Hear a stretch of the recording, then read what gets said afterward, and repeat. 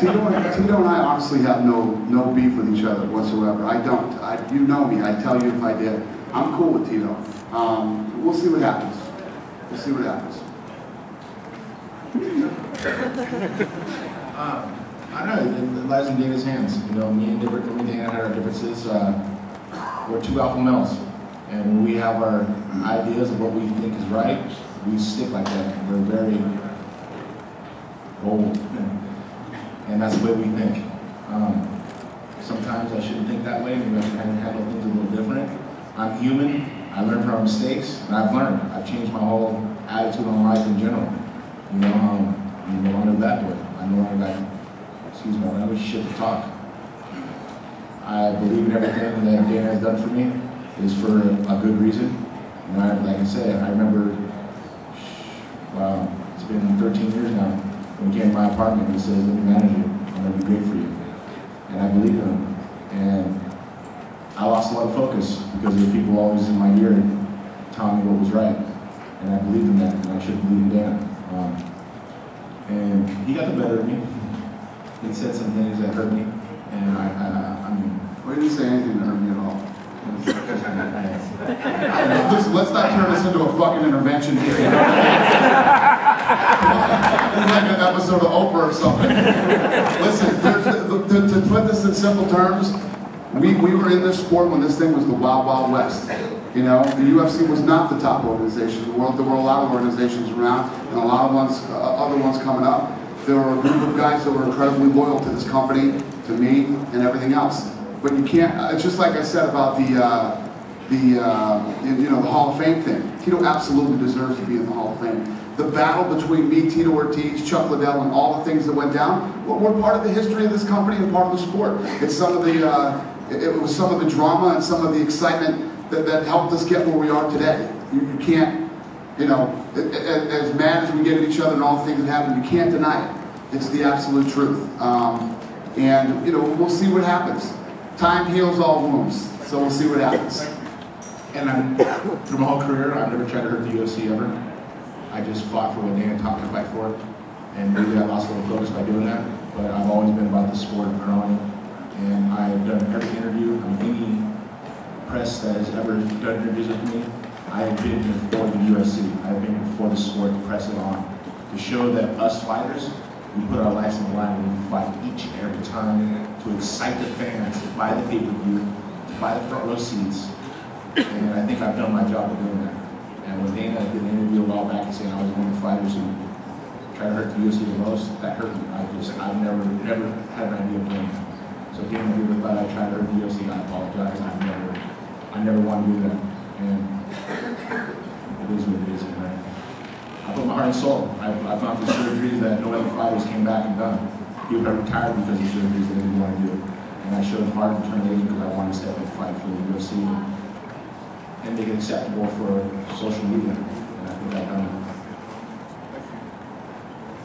My question is for Dana. I'm Ethan with MMA Fight Corner. I was curious if the UFC has any plans to open a physical Hall of Fame for the fans to visit, and if so, where would it be based? Well, right now the Hall of Fame is at the Tough Gym. That's where the Hall of Fame is. And there's a lot of things in that building that really represent the history of this company. But I don't have any. No, we're not looking to open any Hall of Fame anytime soon. We got a lot of things to do before we start thinking about Hall of Fames. Our next question is for Anderson. A lot of fans have asked about a super fight between Jon Jones and you. Have you put any thought into actually doing that and catching? Muitos fãs estão querendo ver essa luta, super luta de você e o Jon Jones. Você já pensou em fazer essa luta?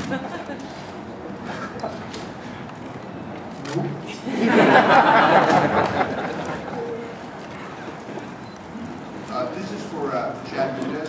Chad, you fought Aldo earlier this year, and you had a great win right here. What do you think that you need to do different to beat Aldo in a rematch? Not get meat in the face. I mean, I think going into that fight, I was the most mentally and physically prepared I've ever been for any fight. I think I did everything right, obviously, except for getting kneed in the face. So I would do everything the same. And I looked at the mistake that I made in that fight, and I saw what I did wrong. And hopefully that never happens again. But I would probably train and do everything exactly like I did before. Was he tougher than you thought as far as like defending takedowns and things like that? No, not at all. I mean, we expected, he's a tough fighter, man. He's got great takedown defense, and he's very explosive and athletic. So we knew coming into that fight that I wasn't going to get, every single takedown that I tried, But that was the goal, to keep pushing it. Whether I shot and didn't get it, I'm going to shoot again. And if I don't get that one, I'm going to shoot again. And, it's going to wear him out, and we're going to, hopefully get him tired, and that was the goal. So, like I said, I knew I wasn't going to get every single takedown attempt. And for as far as like, what goals do you have left fighting? I mean, you've got a UFC win, you've got a movie career going on. I mean, what do you think about your career going forward? You want to fight how much longer? And Well, right now I'm not. Is that for Kong? For Kong, yeah. I'm not sure. I'm just gonna go and enjoy this win right now, and just heal up and see what happens. What he meant was, I'm going to get back in the gym, and I'd love to fight in China. I'm translating for Kong. Yeah, that's what's going to happen. I'm going to go back in the gym and get ready for China.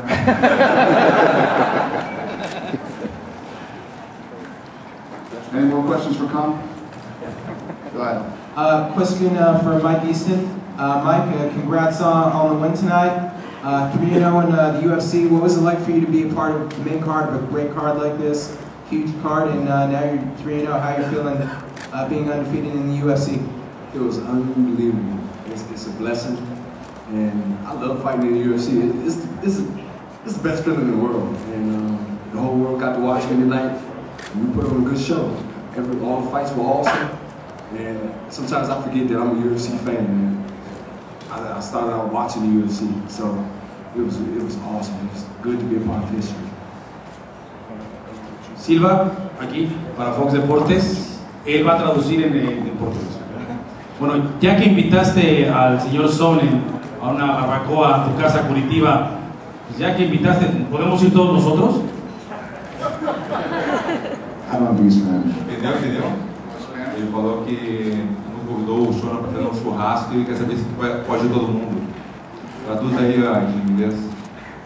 What he said was if he's going to do a barbecue in Curitiba, if he's inviting everybody. Nope. We're going to take a couple more questions. This is Mark Scorlos, Mendes, to your right. First question for Chad Mendes. What was different in this training camp, and would you want a title fight next? One thing that was different this camp is I actually got to come to Vegas for the Tough Show. We were here for about 3 months, and I got to train with Mark Delagrati and Phil Nurse, and we had some of the guys who actually just live here and train, come in and work out with us, on a daily basis.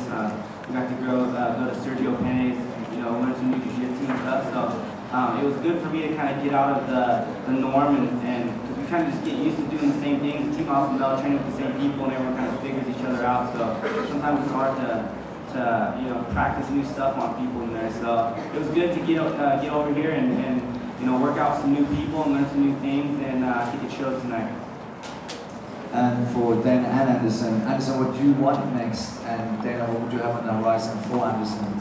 Yeah, I think that, this was such a big fight and the build-up and everything else. You guys know I don't like to, we'll sit down, we'll be back, and there's a couple of fights that are coming up. We'll decide who we think the #1 contender is to fight Anderson for the next time. But, it's just one of those things. I know I'm not thinking about it right now. I guarantee you he's not thinking about it right now. Maybe he is.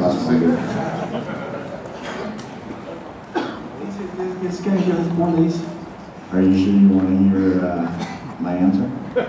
Oh yeah, we want to hear it.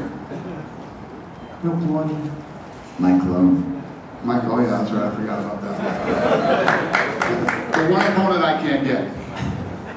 Lastly, for Chael, after your fighting career, have you ever considered stand-up comedy? No, man, no, definitely not. But You know, I'll always be with the sport, and whether it's with the company or if it's on the other side of the apron just as a fan. But no comedy for me. We'll take one more question. Go ahead, Joe. Chael, I know it's a bad time to ask a question because you just finished losing there, but you want to get right back on the horse, or do you want to take an extended vacation? No, I mean, I don't need a vacation. Definitely not. You know, I like work. I like to get up early and go to bed late. You know, it's tough, but unfortunately, it's not my first athletic defeat, man. It's tough. But in this sport, you got a 50% chance of failure. And you go out there, you bite down hard on your mouthpiece, and you do the best you can. But you gotta man up sometimes, and deal with it when it goes the other way too. Dana, can you take one more? What? One more what? question? Who's asking?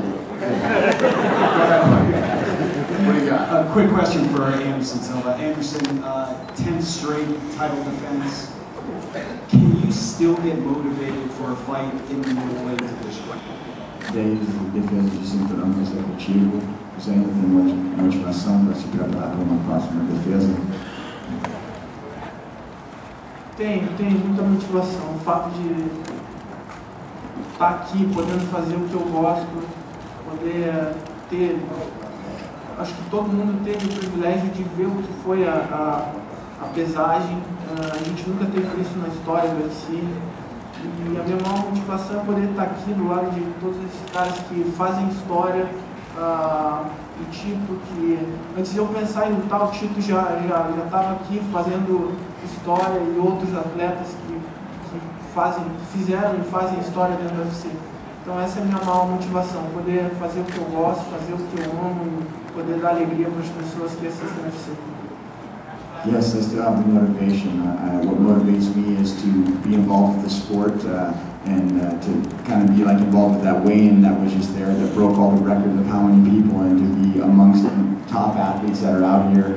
And it's always motivating to be able to be amongst them. And you know, when you talk about a fighter like Tito Ortiz, who before I was even fighting, he was fighting, and to stand up here amongst all of these great athletes, I still find the motivation to keep defending my title.